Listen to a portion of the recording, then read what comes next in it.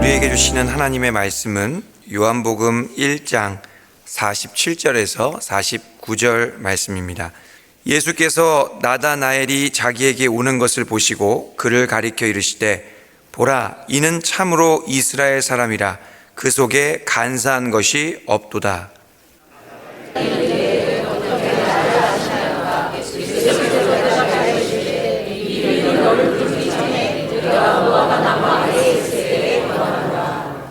나다나엘이 대답하되 랍비여, 당신은 하나님의 아들이시요 당신은 이스라엘의 임금이로소이다.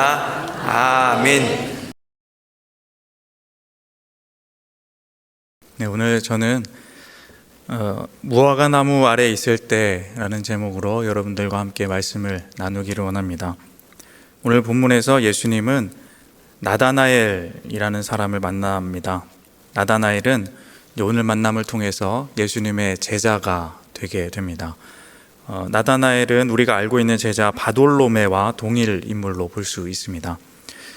나다나엘은 신실하며 또 성경을 참 잘 아는 그런 사람이었던 것 같습니다.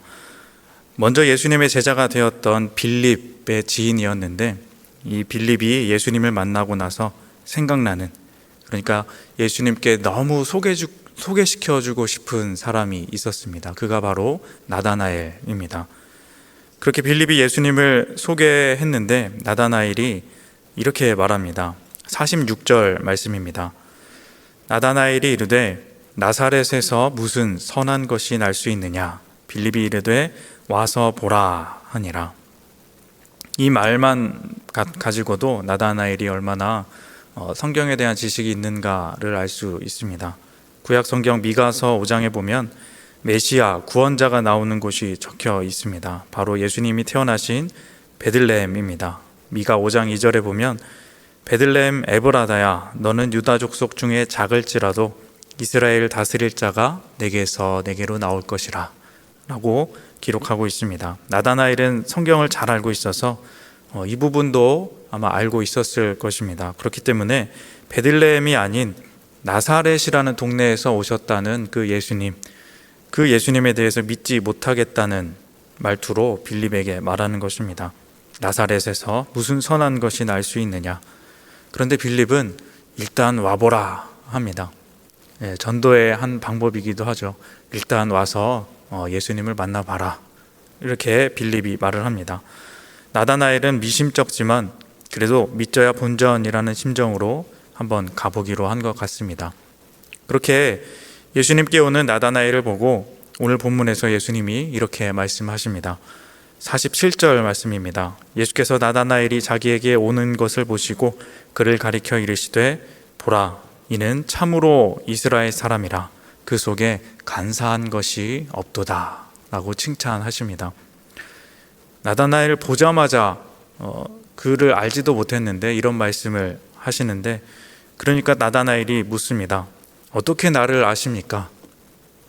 그러자 예수님이 이렇게 대답하십니다. 48절입니다.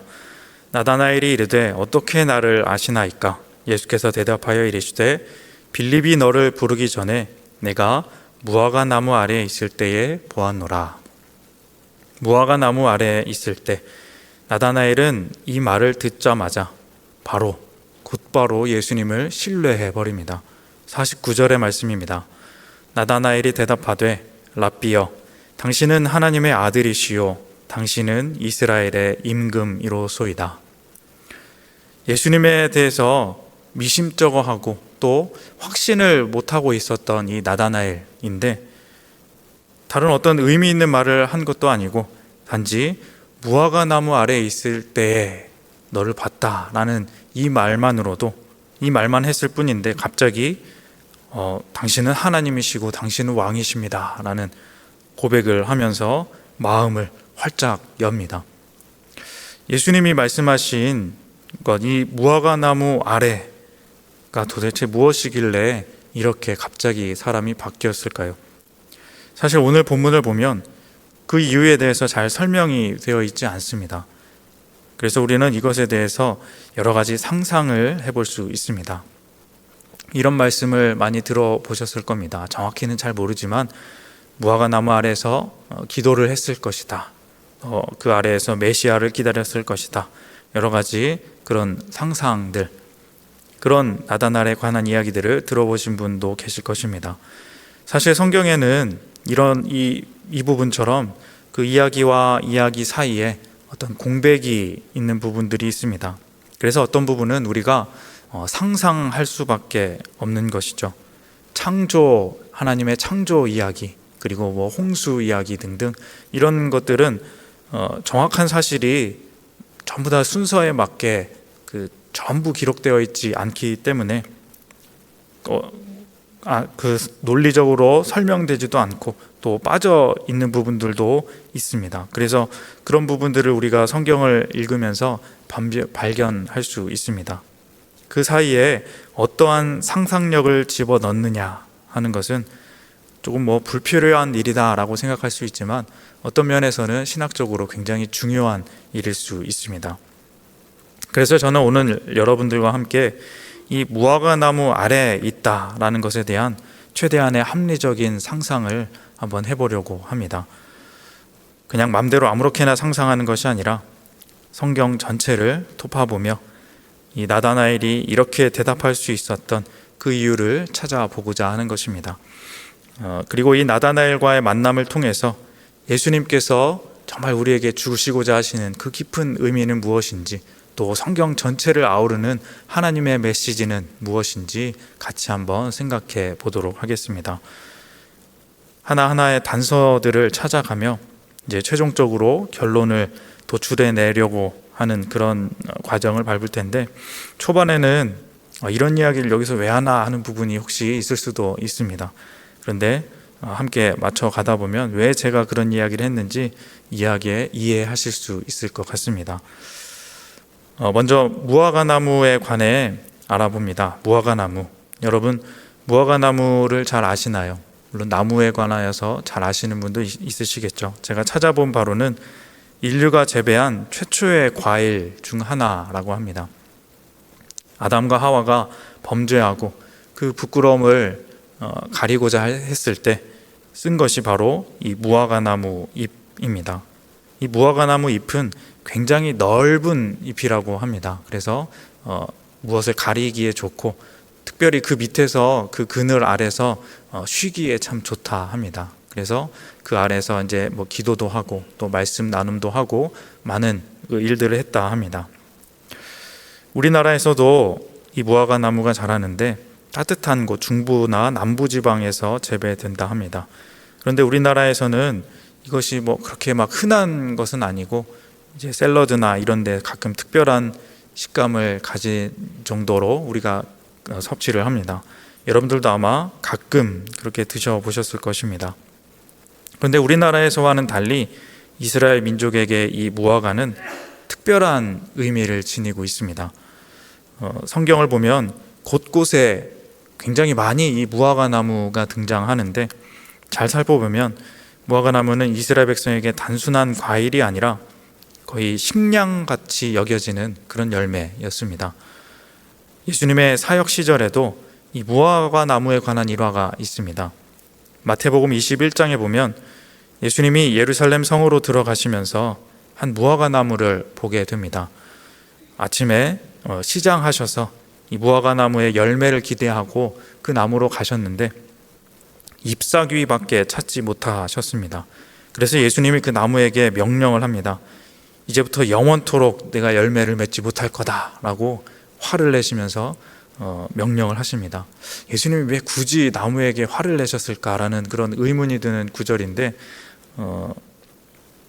이렇게 나중에 이제 생각해 보게 됩니다. 나중에 확인해 보니 정말 그렇게 나무가 말라 버렸습니다. 아까 말씀드린 대로 이게 무슨 의미가 있나 생각할 수 있는데, 좀 더 풀어서 설명하자면 이렇습니다. 잎이 무성하다는 것은 때가 되었다는 것입니다. 마가복음 13장에 보면 무화과 나무의 잎이 무성하면 여름이 가까운 줄 안다라고 말씀하십니다. 그러니까 잎이 무성함을 보면 때가 왔다는 것이고, 그때는 바로 열매가 맺힐 때라는 것입니다. 그런데 때가 온 것처럼 잎이 무성한데 열매가 없는 나무, 그것은 결국 겉만 그럴듯하고 열매 없는 불완전한 상태라는 것을 상징적으로 그렇게 나타내고 있다는 것입니다. 예수님은 그 나무에게 호통을 치시고 명령을 하셨지만 사실은 그런 겉만 번지르르하고 불완전한 열매 없는, 알맹이는 없는, 행위만 가득하고 진심이 없는 그런 바리새인들과 같은 사람들을 이 무화과 나무를 통해서 비판하고 계시는 것이었습니다. 결국 이 이야기에서 얻을 수 있는 중요한 사실은 간단하긴 하지만 무화과 나무는 잎이 무성한 게 중요한 것이 아니라 열매가 중요하다라는 것입니다. 무화과 열매가 없는 것은 죽은 것과 같고 열매는 생명이다, 살아있는 것과 같다. 열매가 없으면 그것은 곧 죽게 되어 있다는 거죠. 무화과 열매는 이스라엘 백성들에게 단순한 먹을 것이기 이전에 하나님이 주신 생명이라는 그런 상징적인 의미가 있다는 것을 우리는 이 이야기를 통해서 짐작해 볼 수 있습니다. 구약의 이야기가 있습니다. 여러분, 구약의 히스기야 왕을 아시죠? 그리고 그의 기도에 대해서 우리는 잘 알고 있습니다. 히스기야가 이제 병에 들어서 죽게 되었는데 기도하여서 15년의 수명을 연장시켜 주신 그 하나님의 기도의 응답 우리가 알고 있습니다. 그래서 정말 이 히스기야의 기도가 유명하게 되었죠. 그런데 히스기야는 그냥 기도만 하고 바로 나은 것이 아니라 상징적인 장면이 하나 있었습니다. 열왕기하 20장 7절에 보면 이렇게 나와 있습니다. 이사야가 이르되 무화과 반죽을 가져오라 하매 무리가 가져다가 그 상처에 놓으니 나으니라. 선지자 이사야가 무화과 반죽을 가져와서 그 상처에 놓으니 나았다 합니다. 하나님은 히스기야 왕을 그냥 말씀만으로, 기도의 응답만으로 이렇게 낫게 하실 수 있었지만 무화과 반죽을 사용해서 그 생명을 연장시켜 주신 것입니다. 물론 무화과가 가진 능력도 있었겠지만 이 생명과 연결된 상징성에 대해서 우리는 이 본문을 통해서 확인할 수 있다는 것입니다. 다시 말해 무화과 열매는 생명과 관련이 있습니다. 무화과 나무가 나오는 찬양이 있습니다. 우리가 잘 알고 있죠. 무화과 나무 잎이 마르고 포도 열매가 없으며 하는 찬양 있습니다. 많이 불렀던 찬양이고 지금도 많이 불리고 있습니다.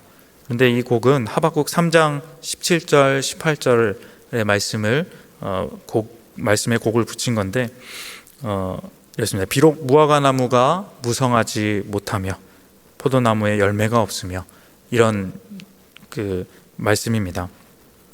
우리가 지금 가지고 있는 성경이 개역개정 성경에는 조금 바뀌어서 무화과 나무 잎이 마르고가 아니라 무화과 나무가 무성하지 못하며 라고 되어 있습니다. 이 하박국서의 전체적인 내용은 하나님께 불순종하는 백성들 그리고 그들을 친자들까지 다 멸망할 거다라는 그런 심판의 메시지가 있습니다. 이 구절도, 이 방금 읽은 구절도 같은 맥락에서 이해할 수 있습니다. 무화과 나무가 무성하지 못하다라고 말하는 것은 나라가 이제 망한다는 뜻입니다. 나라에 생명이 없고 또 죽음이 가득하다, 심판과 멸망이 임하게 된다라는 뜻이 있다 하는 것입니다. 이렇듯 무화과 나무는 삶과 죽음의 상징이며 그 나라와 백성의 생명에 관한 그런 상징이 있음을 우리가 계속해서 확인할 수 있습니다. 또 한 가지 중요한 사실, 또 발견할 수 있는 사실이 있는데 그것은 바로 이 무화과 나무와 포도나무 안에 이 나무들의 관계입니다.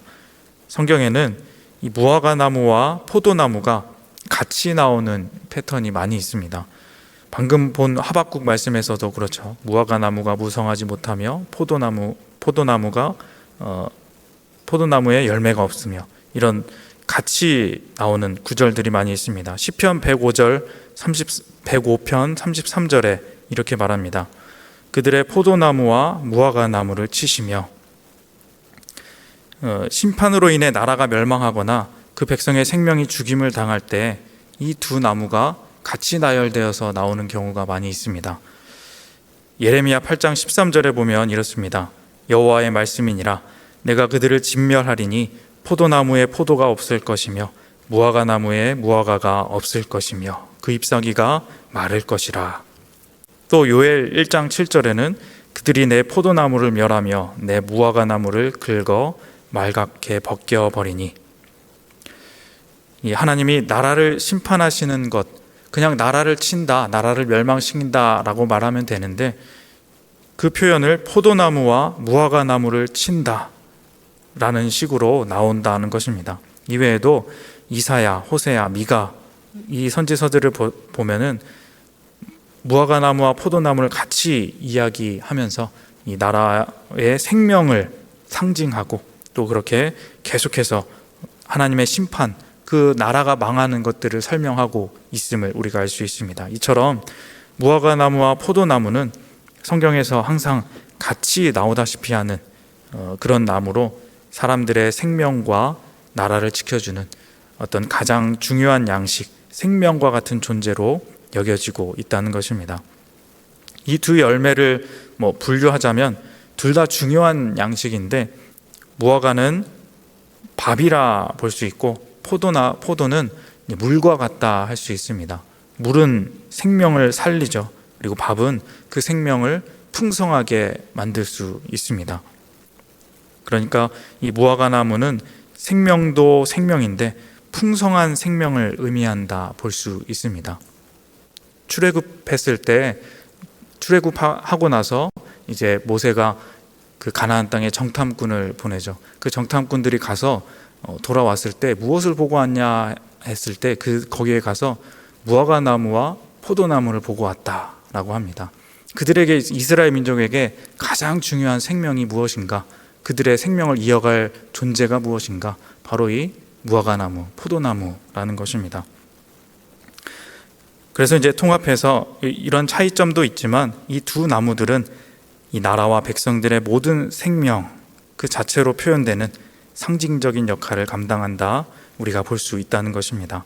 우리가 성경을 쭉 읽어가다 보면 포도나무 그리고 무화과 나무, 이 나무들에 대한 이야기들을 꽤 많이 발견할 수 있는데 통독하면서 이것을 볼 때마다 그냥 무심코 넘어가는 것이 아니라 이러한 상징적인 의미를 기억하면서 읽게 되면 더욱 깊은 말씀 묵상에 도움이 될 수 있을 것입니다. 자, 이제 여기까지 잘 따라오셨다면 이제 말씀드릴 구절의 중요성을 알게 되실 것입니다. 오늘 제가 여러분들에게 전해드리고 싶은 정말 중요한 구절입니다. 우리 같이 한번 미가 4장 4절 함께 읽어보도록 하겠습니다. 시작. 각 사람이 자기 포도나무 아래와 자기 무화과 나무 아래에 앉을 것이라. 그들을 두렵게 할 자가 없으리니 이는 만군의 여호와의 입이 이같이 말씀하셨습니다. 아멘. 각 사람이 어디에 앉느냐면 자기 포도나무 아래와 또 무화과 나무 아래에 앉는다라고 합니다. 그리고 그들을 두렵게 할 자가 없다. 그들은 이미 강하고 강대하여서 그들을 두렵게 할 자가 없다라고 말합니다. 무화과 나무 아래라는 말이 나오죠. 놀랍게도 이 포도나무 아래 또 무화과 나무 아래라는 말이 성경에 아주 자주 등장합니다. 열왕기상 4장 25절 말씀입니다. 솔로몬이 사는 동안에 유다와 이스라엘이 단에서부터 브엘세바에 이르기까지 각기 포도나무 아래와 무화과 나무 아래에서 평안히 살았더라. 솔로몬이 다스리던 그때 그 지혜와 또 공평과 정의로 다스리던 그 시대, 잠깐이었지만 그 시대의 사람들은 그렇게 평안을 누리면서 포도나무 아래와 무화과 나무 아래에서 살았다라는 거죠. 스가랴 3장 10절 말씀입니다. 만군의 여호와가 말하노라. 그날에 너희가 각각 포도나무와 무화과 나무 아래로 서로 초대하리라. 우리가 서로를 초대하는데 어디로 초대하느냐? 그 무화과 나무 아래, 하나님 주신 생명이 풍성한 그곳으로 초대한다 하는 말입니다. 미가서, 스가랴서 이 선지서들은 하나님의 심판과 여호와의 그날에 대하여서 경고하고 있고 또 생명과 소망의 이야기를 하는 그런 선지서들입니다. 심판이 일어나고 여호와의 날, 그날이 오게 되는데 이제 그 하나님께서 모든 것을 마치신 그 날이 끝나게 되면 각 사람이 포도나무 아래와 무화과나무 아래에 앉게 될 것이다. 하나님의 때가 이르러 모든 것이 평안한 날, 모두 다 풍성한 생명의 복을 누리는 그날, 솔로몬이 교만하여 변질되기 전에 정말 지혜롭게 공평과 정의로 나라를 통치하던 그 때를 이르는 말이 바로 이 무화과나무 아래, 포도나무 아래라는 말, 아래에서 평안이 있는다라는 말이라는 것입니다. 단순히 무화과나무와 포도나무, 그 나무 그늘에 앉아 쉬는 것을 의미하는 것이 아니라, 그리고 무화과와 포도가 풍년이라서 먹을 게 많아서 좋다, 이런 말을 뜻하는 것이 아니라 여호와의 날, 하나님의 심판 후에 이루어질 진정한 하나님의 나라가 오는 순간, 이 땅에 정의와 공평이 실현되는 그날, 그것이 바로 이 무화과나무와 포도나무 아래에 앉아서 서로 기뻐하는 모습이라는 것입니다. 서로 거기로 초대하여서 함께 파티를 열고 또 함께 즐거워하는 그 평강의 순간이 바로 이 무화과나무 아래, 또 포도나무 아래라는 그런 말이 된다는 것입니다. 왕은 하나님의 뜻대로 나라를 다스리고 권력의 압제가 없고 빈부의 격차가 없으며 계층 간 불평등이 없고 가난한 사람들에게는 관심과 사랑을 베풀어주는 나라, 하나님의 의와 공평이 이루어지는 나라, 모든 백성이 건강하고 풍성한 생명을 가지고 행복하게 사는 나라, 그 나라가 바로 이 무화과나무, 포도나무 아래에서 사람들이 기뻐하는 나라이다.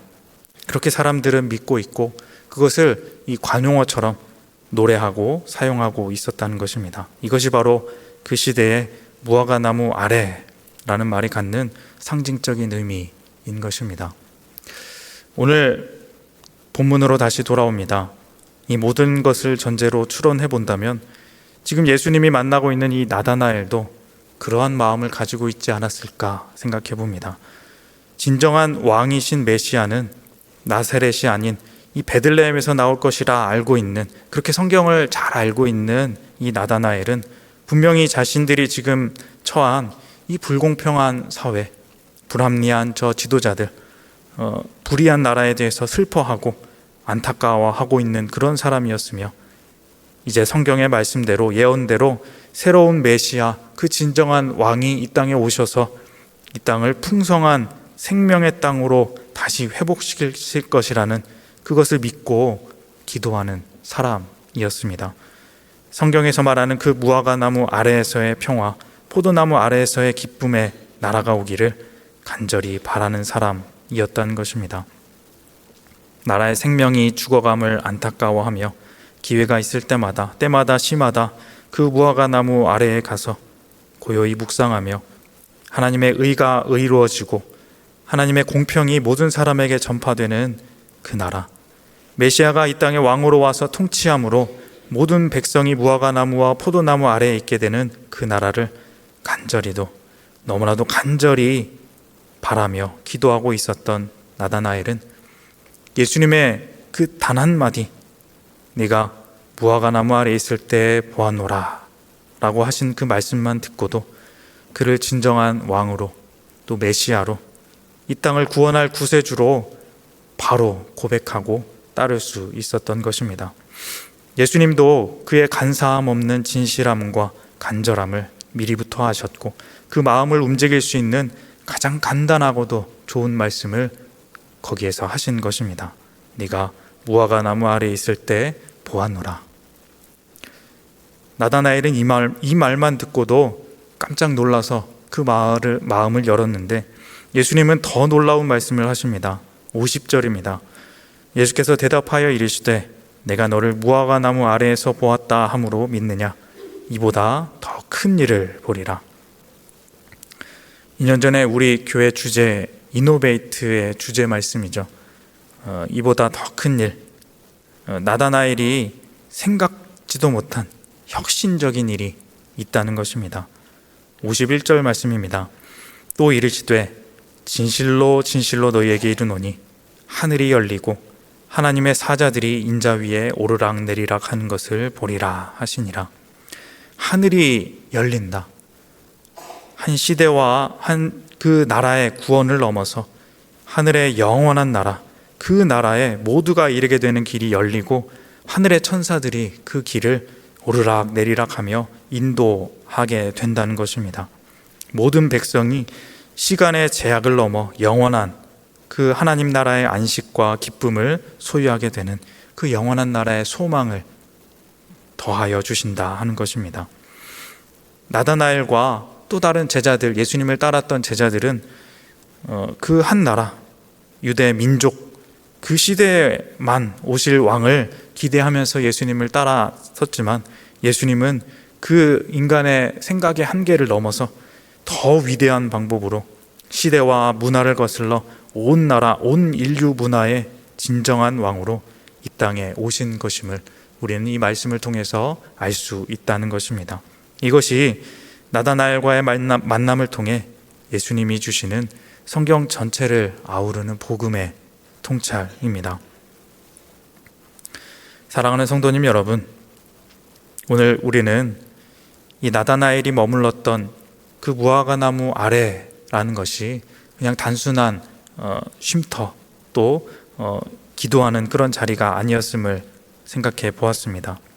그곳은 부조리한 세상 속에서 하나님의 정의를 갈망하는 그런 기도의 자리였고 메시아가 다스릴 진정한 평화의 나라를 꿈꾸던 소망의 자리였습니다.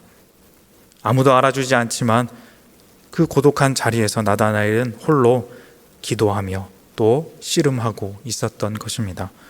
그리고 그 마음을, 아무도 몰라줬던 그 마음을 우리 예수님이 단번에 알아주셨습니다. 여러분에게 이 무화과 나무 아래는 어디입니까? 그곳은 단순히 그냥 기도하는 자리가 아니라 가정을 위해, 또 이 나라를 위해서, 또 주변에 고통받는 사람들과 억눌린 사람들의 회복과 치유를 위해서 중보하는 자리이고, 하나님의 나라가 이 땅 가운데 이루어지기를 간절히 간구하는 그러한 자리입니다. 드러나지 않아도 조용히 그의 나라와 그의 의를 위하여서 나의 어떤 욕심과 나의 어떤 그 의도가 아니라 하나님의 나라와 의를 위해서 정말 간절하게 기도하는 그런 자리가 바로 무화과나무 아래입니다. 예수님께서 나다나엘에게 찾아오셨듯이 지금 이 시간 그 아름다운 마음을 가진 여러분들에게 동일하게 말씀하고 계십니다.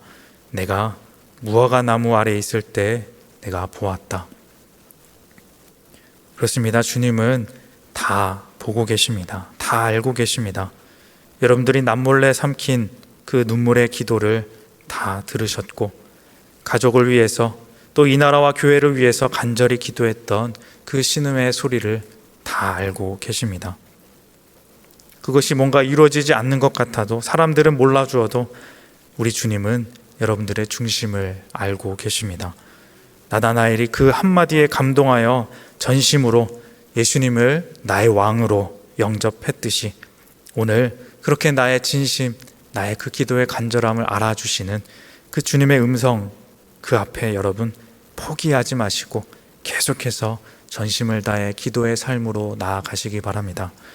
그리고 우리가 분명히 기억해야 할 것이 있습니다.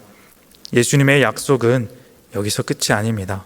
우리는 기껏해야 우리의 생각에서의 평안, 우리의 생각에서의 그 무화과 나무의 그늘 아래 그것을 구하지만 예수님은 우리에게 그보다 더 큰 일, 하늘이 열리고 천사들이 오르락 내리락 하는 우리가 상상하지도 못할 그 놀라운 일을 계획하고 계십니다. 예수 그리스도를 통해 하늘 문이 열리고 이 땅에 어떤 우리가 보이는 유한한 복이 아니라, 한계가 있는 복이 아니라 영원한 하나님 나라의 생명, 세상이 줄 수 없는 평안이 우리를 향해 기다리고 있다는 것입니다. 이 땅에 하나님의 나라가 이루어지고 더 나아가 영원한 생명의 나라를 얻게 되는 그 놀라운 하나님의 뜻을 이루기 위해 우리가 지켜야 할 것은 바로 그 나의 무화과 나무 아래 그 장소를 지키는 것입니다. 하늘 소망을 가진 그 진실한 기도의 자리에서 나의 작음을 넘어 하늘의 크심을 보여주시는 더 큰 일을 기대하며 살아가시는 그렇게 기도하며 삶을 살아가셔서 생명의 풍성한 복을 받아 누리시는 저와 여러분이 다 되시기를 주님의 이름으로 소망합니다. 기도하겠습니다. 하나님 아버지, 감사합니다. 우리의 기도가 진정한 하나님 나라의 임함을 위해서 고민하며 나아가는 기도가 되기를 원합니다. 나다나엘처럼 예수님이 부르실 때 간사한 것이 없도다 라고 말하며 불러주실 수 있도록 우리의 삶을 하나님께 맡기고 그의 나라와 의를 구하는 복된 삶 살아가게 하여 주옵소서. 예수님의 이름으로 기도합니다. 아멘.